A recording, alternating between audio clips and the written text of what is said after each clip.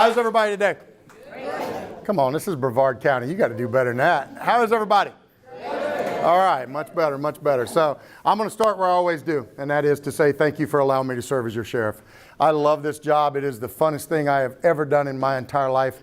And one of the things that makes it so awesome is I'm surrounded by 1,500 incredible members of our agency that are knocking it out of the park out there every day to keep you safe. So you see one of them out there. I don't care what role they play in our agency. They are vital to our success, whether they're one of our deputies, our corrections deputies, our telecommunicators, the people that make our computers turn on, or the people that do our payroll. Whatever their role is, it's vital to us. So let them know how much you appreciate what they're doing. So, all right, so I'm going to jump in and talk about how we, and I say we because I'm a big believer that it takes a community to protect a community. And so I'm going to talk about how we can protect our seniors. And I believe that it is our responsibility to protect them in every aspect of life. You know, for most of us in this room, they have taken care of us throughout our lives. And so it's our turn now to turn around and make sure that we're taking care of them. Unfortunately, as we learn in our business, when we talk about our seniors, they are the most frequently targeted victim in any type of criminal activity. And that ranges in anything from abuse to identity theft to often violent crime. And so we have to understand that it's our responsibility to step up. And we live by a mantra in Brevard County, and that is, if you see something, say something. So I want to kind of work off of that in our aspect of how we're going to do it. So the first thing I'm going to talk about is the physical side of it. And when we start looking at physical abuse in our seniors, often it goes underreported. In fact, most often it goes unreported, but it certainly goes underreported. And there's a difference between those two, because unreported is nobody ever says anything about it. Nobody ever has a chance to investigate it. Underreported is we have 100 victims and we only know about 20. So that's the difference in it. And what I want to do is A, try and lower down how many victims we have, and B, increase how many reports we have. And that's sometimes a touchy balance to find, because we're trying to make sure that we're protecting everybody. So let's talk about the physical side. And what are we looking for in the physical side of it? How many of you are in the home healthcare industry in this room? How about the financial industry? All right, and then what other industries do we have represented? Just kind of give me, somebody tell me. Legal, okay. Insurance, okay. What was this one? Guardian case management, okay. What, real estate, okay. So everybody that just told me what their industry is, in some way or another, comes in contact with our seniors. And so it now becomes your opportunity to be their hero. And by that I mean looking for things. We have to look for the physical signs first on the violent side and the elderly abuse side. And on the physical side, we're looking for things that often we see and we just take for granted. Bruising. Unexplained injuries to them. And when I say unexplained injuries, they may try and explain it and say, oh, I fell down, but it doesn't fit. It doesn't fit into what reality is, what really happened. So we have to start looking at those things. Restraining, where maybe they've been restrained. Somebody has kept them tied to the bed, or somebody has tried to keep them tied in a chair, and you see the ligature marks on their arms and things. Those are the things that we have to start looking at. And sometimes we see them and we just dismiss them. Sometimes we go, I don't want to be wrong. So let me go ahead and put into terms about what happens if you're wrong. The worst thing that happens if you're wrong is we come investigate it, we come check them out, and they're okay. It was not anything to be concerned about. But what happens if you're right and you don't say something? That's where the problems start to exist. And let me give you the most keen example of people thinking something was wrong and being scared to be wrong. And here it is, 9/11. When the law enforcement went back and started putting the pieces together of 9/11, you know what they found? The neighbors, the co-workers, all others, in fact, even the people where they were taking flight lessons at, all said the same thing. We thought something was wrong. But none of them ever said anything. Even to the ones that were teaching them how to fly, they thought it was odd that they didn't want to learn to land the plane. In my business, we call that a clue, all right? I mean, that would stick out to me. But that's an example of that's what happens if we don't say something. That's what happens if we don't come to the table and try and say, hey, let's check this out. The worst that happens is you're wrong and everybody's safe.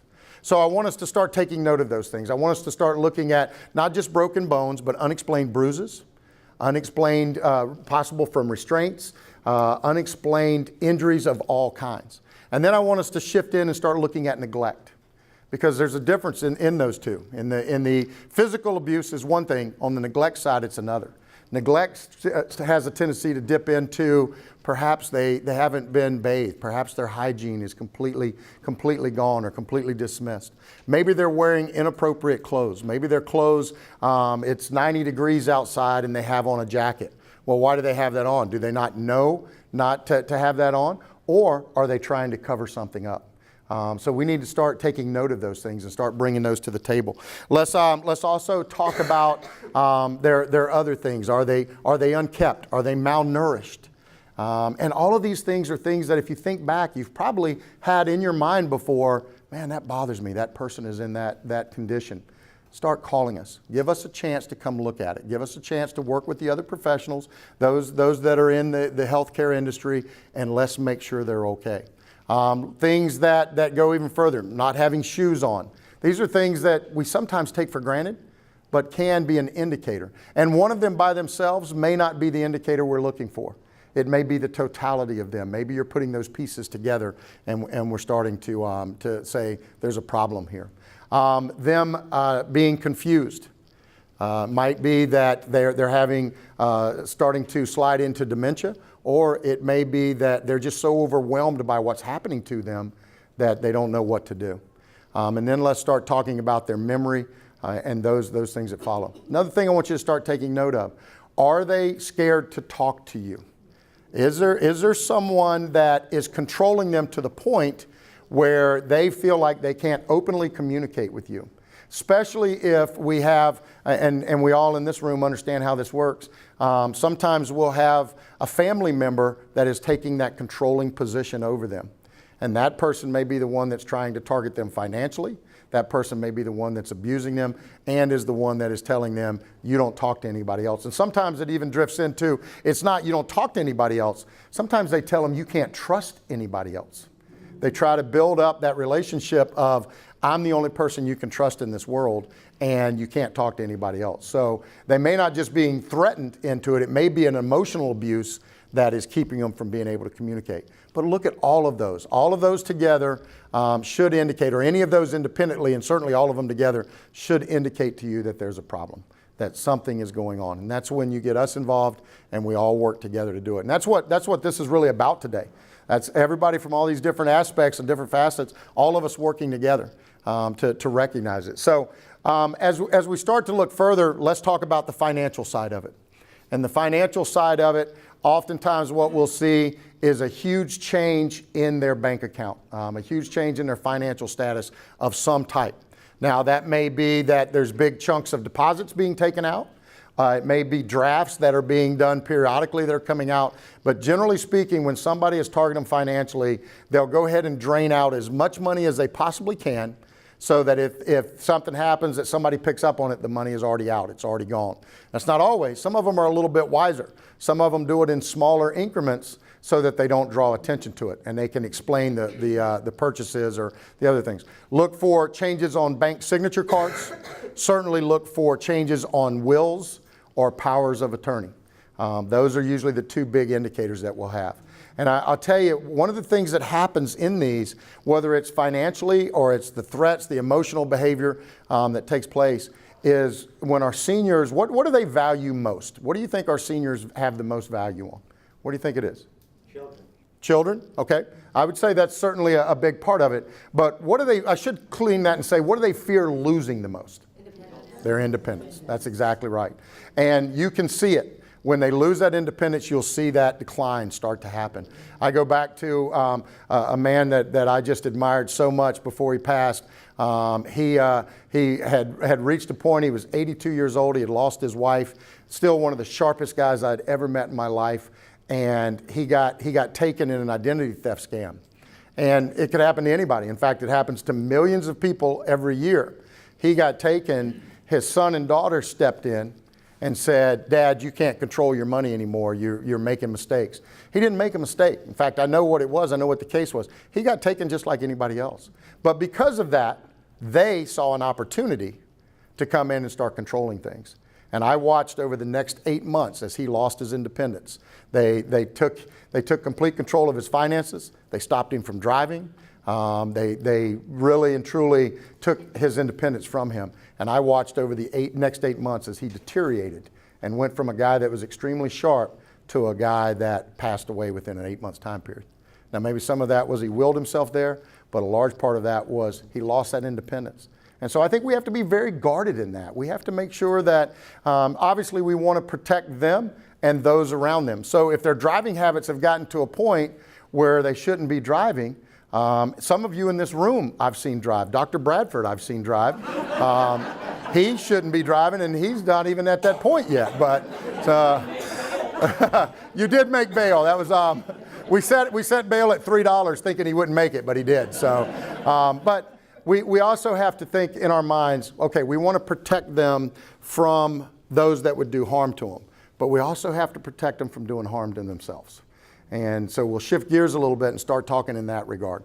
What about their driving? When do we say, okay, this person probably shouldn't be driving anymore?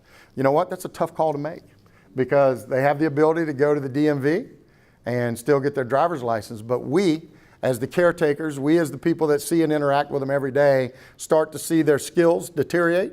And now we have to step in and say, maybe it's time. How do we do that? It's a very ginger approach, all right? Because if somebody told you right now you couldn't drive anymore, how would you feel about it?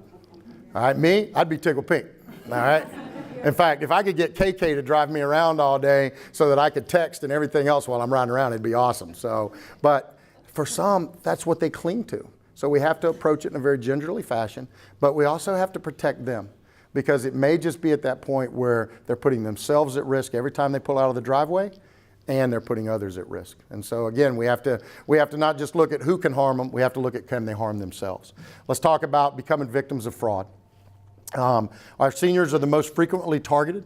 In Florida, we have that on steroids because Florida is #1 in the nation, in fact, #1 in the world, in identity theft, credit card fraud, and scams against seniors.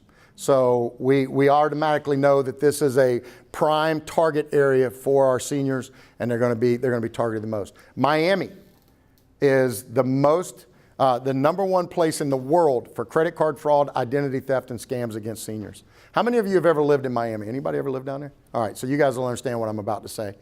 Every crime that exists in the world today started in Miami, Florida. There's not a doubt in my mind about that, all right? I promise you that's where it started at.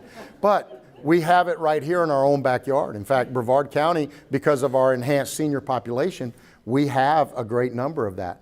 If you see things that are starting to target your clients, starting to target the people that you interact with, let us know. We have an economic crimes unit that we started about 5 years ago. In fact, we started it right after I became sheriff. Their #1 thing is to go after identity theft, credit card fraud, and scams against our seniors. And I will tell you that of those, the one that keeps them the busiest and the one that keeps them up at night is the scams against our seniors. We're very fortunate. Our state attorney, Phil Archer, has given us a full-time attorney to work with us on those cases. And those cases range in anything from scams that target them to elderly abuse to a big problem that we'll see is fraud in the industry of repairs, home repairs, especially at hurricane season. You can't believe the contractor fraud that takes place out there. And it is overwhelming. We have, in fact, I don't know if you've ever heard our supervisor of elections, Lori Scott, talk about what happened with her mom, but her mom became a victim of, they showed up at the house, said, hey, we're here, FPL has asked us to inspect your home, to do the attic for insulation, everything else. She didn't know any better. She let these people into her home, which thank goodness all they were there to do was do fraud and not something worse. Let them into her home. They went up in the attic. Guess what? Her insulation was horrible. Can you imagine that? I mean, at least that's what they said anyway. They came down, told her they could fix it. They were going to spray it in. She said, I can't afford it. They set her up on payments and actually had her sign a contract and everything else. It was outrageous, the figure they were costing. And then, of course, they did just enough work to say they did the work and didn't do anything from there. So I'd love to tell you that only happens once in a while. unfortunately that scam happens all the time. All of our seniors are being targeted. So again, it becomes on us to talk to them, to find out from them what's going on. If they start talking to you about it, then let it come. Let them talk to you and get us that information. Don't worry about the fact that they might be upset because you told us. All right, imagine what's happening to them and the risk they're exposed to if you don't. Now, some of you in your policies and procedures probably have some client privilege that you can't talk to us about, especially on the financial side of it. I know a lot of the financial brokers and stuff are restricted in what information they can give out. That's a tough place to be in because you see somebody happening. But I would imagine in your protocols, if you know somebody is being the victim of a crime, you not only can talk about it, you have a responsibility to talk about it. So please get us that information as quickly as you can. What types of scams? It ranges in anything you can imagine. What I would invite you to do is to educate yourselves on the different types of scams that are taking place. So if you see it happening with one of your clients or someone you're interacting with, you'll know it. The two best ways to educate yourself on it, there's two websites out there I would invite you to go to. One of them is called 419eater. 419eater.com. Eater, somebody like me that likes to eat. 419 is the penal code for fraud in Nigeria. So this website gives you all of the information on frauds that are based on what we would call the Nigerian style fraud cases. Doesn't mean that they all come out of Nigeria, but they're that style.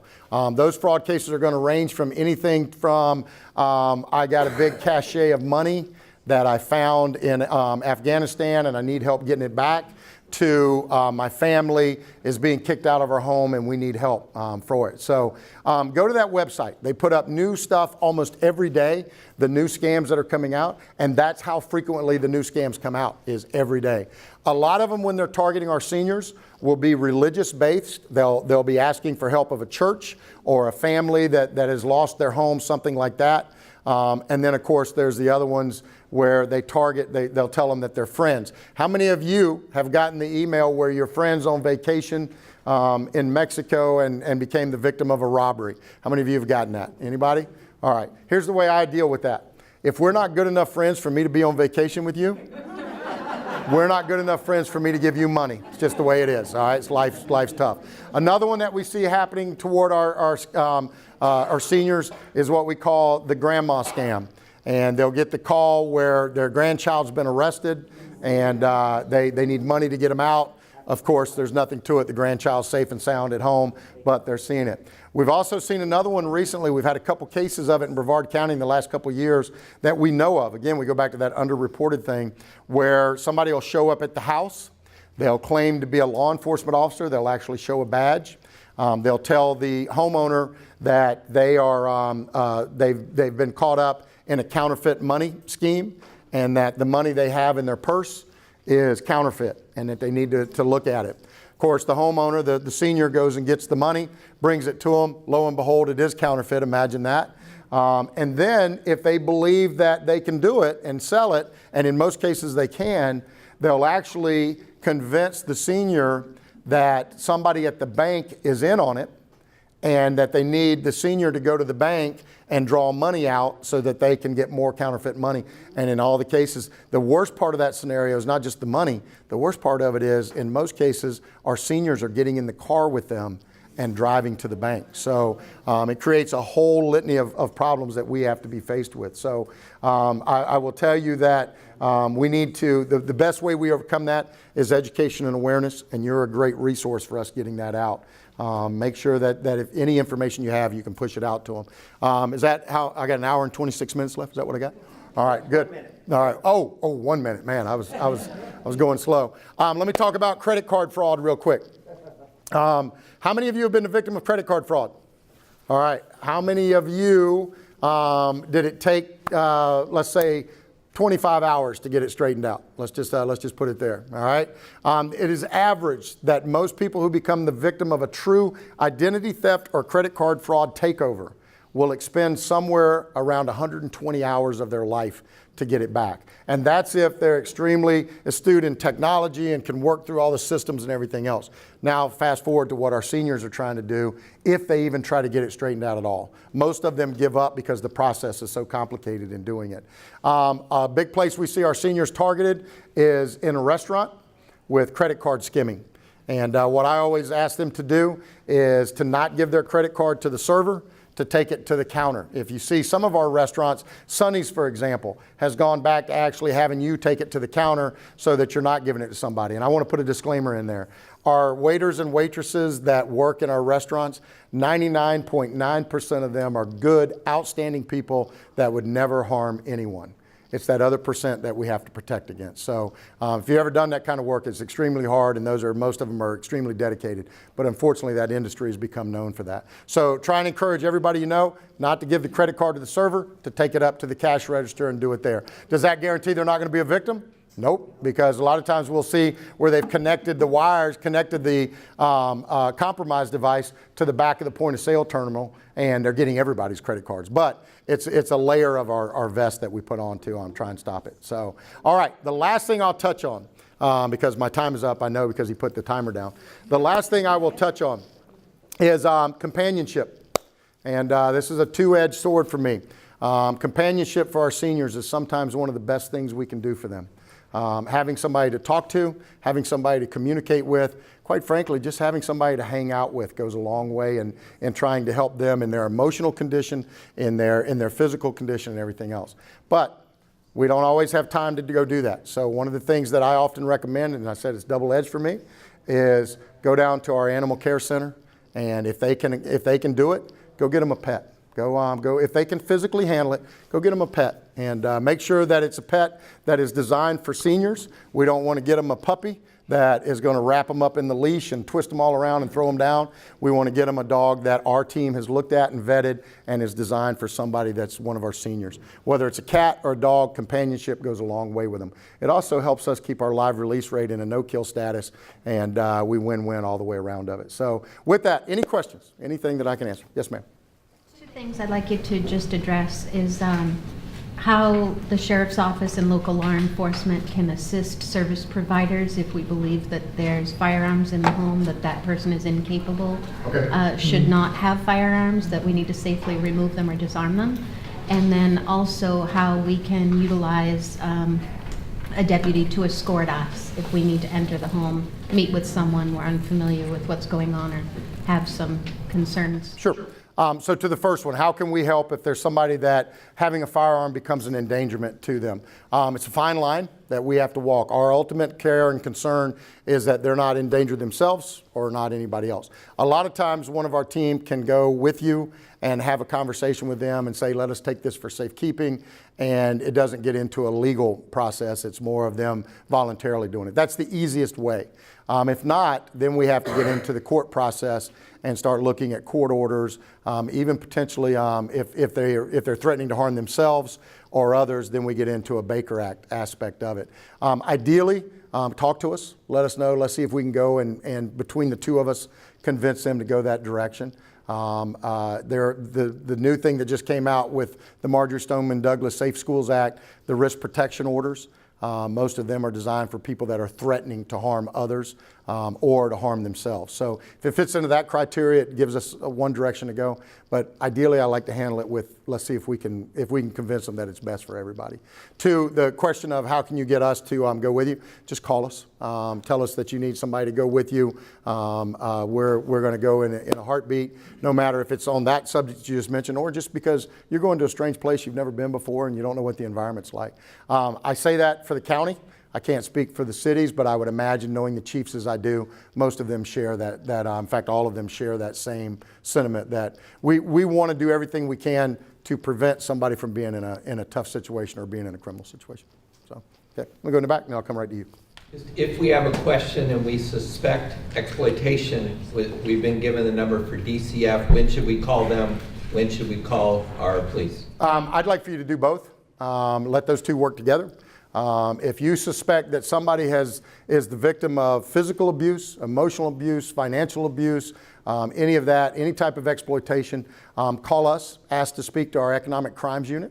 And what we did when I first came in was nobody was working identity theft, credit card fraud, or scams against seniors. They would take a report, and that was really the extent of it, because those cases become very large and protracted cases to work.